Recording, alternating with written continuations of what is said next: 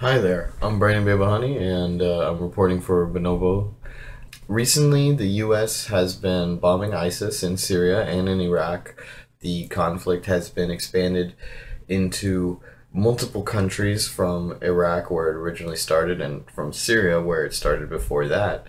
But there have been an increasing number of Western decapitations done by ISIS. There have been multiple provocations done by ISIS towards the West. But this most recent one is very interesting, with a Muslim aid worker who came to Syria named Alan Henning, who, by all means, should have been the last person that ISIS would want to behead. Now, everyone knows that ISIS has a hatred for the West, specifically countries like UK and United States, which Alan Henning, he was from the UK, but according to people who knew him and according to a lot of people in the Muslim community inside the UK, he was actually a really nice guy and a good, well, I shouldn't say nice guy. A lot of these guys who got decapitated were probably great guys, but specifically about Alan Henning is that he fit the criteria for what most Islamic jihadi groups would contend they should have let him go. He fit the match for a person that they should have let go. And there are some reports that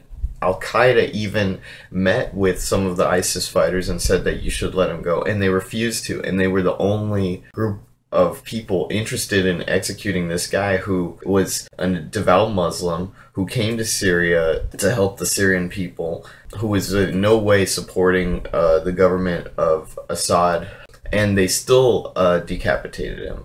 Now, because of this, UK's Prime Minister David Cameron, he has vowed that they will take more action against ISIS, do more airstrikes. It's hard to say whether that will really help prevent more decapitations. In fact, there's already another American who is lined up to be executed by ISIS. Another interesting thing about about this decapitation that makes it very curious is that the timing of it. This execution happened, or the video of the execution was released on the start of a holiday, Eid al-Adha.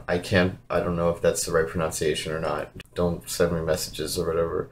This decapitation happened on that day, and many people were thinking that because that's an Islamic holiday, that maybe they would show mercy, that maybe they would release him on that day. And a lot of people, the Muslim community in UK, was trying to reach out to ISIS to convince them, look, he's a Muslim, this is a Muslim holiday, please release him, please don't do this. They kind of spit in the UK Muslim community's face and released it on that same day, on the day that was supposed to be a holiday and a day of thought and a day of contemplation.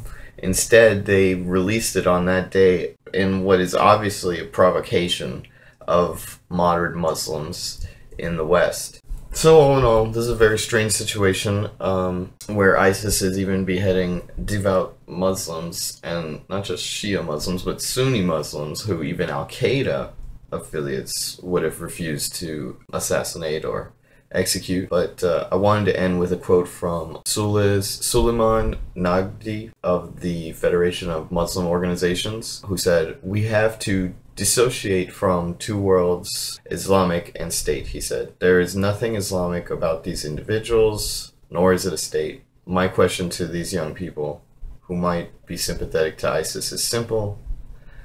Who is living closer to the message of the Quran? Is it ISIS, or is it somebody like Alan Henning?"